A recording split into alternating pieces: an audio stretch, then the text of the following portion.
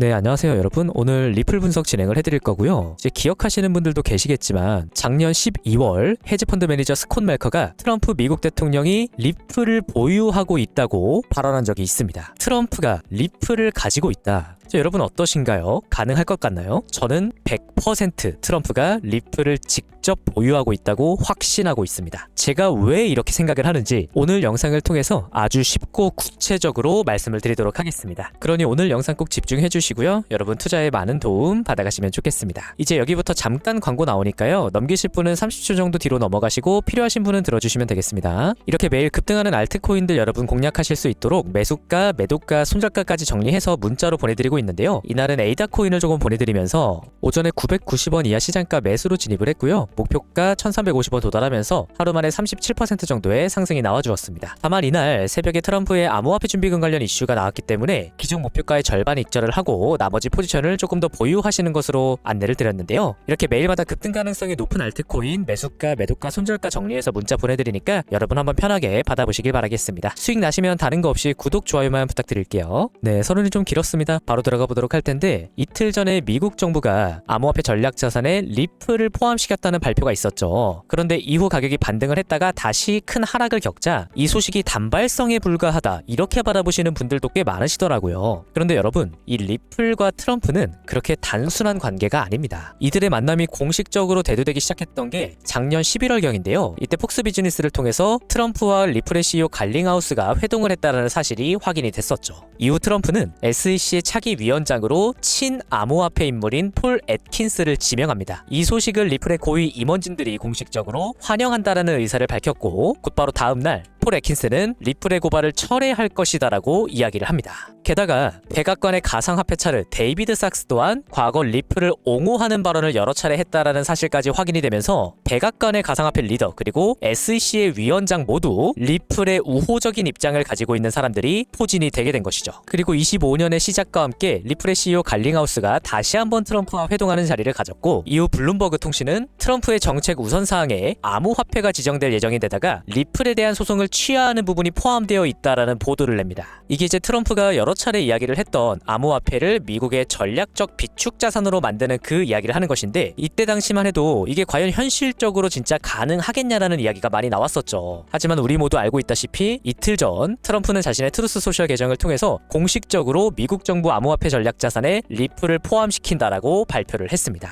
이제 오는 7일 백악관에서 트럼프가 주재하는 가상화폐 서밋이 열리는데요. 이 자리에 당연히 리플의 CEO 갈링하우스는 공식 초청을 받았습니다. 지금까지 살펴본 이러한 배경에서 저는 트럼프가 리플을 직접 보유하고 있을 가능성이 100%라고 확신하고 있는 것이죠. 여러분 여기까지의 내용 크게 어렵지 않죠? 그럼 이제 여기서 조금 더 나아가서 지금 시장에서 많이 주목을 받고 있는 리플 ETF에 대한 이야기를 한번 해보려고 하는데요. 2달 전에 리플의 사장 모니카 롱이 리플의 현물 ETF 출시가 임박했다라고 이야기를 한 적이 있죠. 이 리플의 ETF 출시에는 전제 조건이 있습니다. 바로 SEC와의 소송이 마무리가 되어야 한다는 거예요. 왜냐하면 이 ETF를 승인해주는 기관이 바로 SEC인데 지금 리플과 SEC가 리플의 증권성 여부를 다투는 소송을 진행하고 있단 말이죠. 그리고 코인의 증권성 여부는 ETF 출시에 있어서 매우 중요하게 작용하는 부분이기도 합니다. 그런데 저는 이 SEC의 소송 또한 마찬가지로 SEC가 먼저 자발적으로 소송을 철회할 가능성이 대단히 높다라고 판단하고 있어요. 3월 3일자 기준으로 아직 남아있던 SEC와 가상자산업계의 소송이 총 4개였거든요. 리플, 크라켄, 컴벌랜드, 펄스체인인데요. 이 4개 중에 2개가 제거됐습니다. SEC가 3월 4일 크라켄과의 소송을 취하하는 것으로 최종 결정을 내렸고 오늘 오전 컴벌랜드와의 소송 또한 합의하기로 결정을 내렸습니다. 그리고 이 컴벌랜드와의 소송, 크라켄과의 소송 모두 마찬가지로 리플과 동일하게 코인의 증권성 여부를 다투는 소송이었다라는 게 핵심적인 포인트죠. 그래서 마찬가지로 증권성 여부를 다투는 SEC와 리플과의 소송 또한 이제 마무리될 가능성이 대단히 높고 리플의 사장 모니카 롱이 이야기했듯이 정말 현물 ETF 출시가 임박했다라는 사실을 우리는 알 수가 있습니다.